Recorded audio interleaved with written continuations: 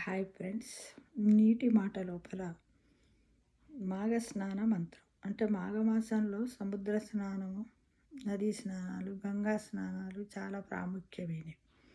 దానివల్ల మన పూర్వజన్మ పాపకర్మలు తగ్గుతాయనేది ఒక విశ్వాసం అన్నమాట అందరికీ కూడా. అయితే మనం పోయి చేయలేని పరిస్థితుల్లో ఉంటాం.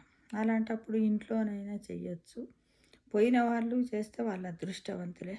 ఒకవేళ వాళ్ళు అలా చేసేటప్పుడు కూడా ఒక మంత్రం ఉంటుంది అన్నమాట, మాఘస్నాన మంత్రం. అదేంటంటే దుఃఖ దారిద్ర్య నాశాయ శ్రీ విష్ణోస్త్రోషణాయ చ పాతః స్నానం కరో మధ్యామాగే పాప వినాశనం మకరస్థేరౌ మాఘే గోవిందాచ్యుత మాధవ స్నానేన నేన మే దేవయదోక్త పరదో భవ అని ఈ శ్లోకాన్ని పఠిస్తూ మనం స్నానం చేసినట్టయితే సముద్రంలో కానీ, నదుల్లో కానీ, లేదా ఇంట్లో కానీ చేసినప్పుడు ఈ మాఘమాసంలో స్నానం చేసేటప్పుడు ఈ మంత్రాన్ని పఠించి చేసినట్టయితే మన పాపకర్మలను కొంతవరకు తగ్గించుకోవచ్చు.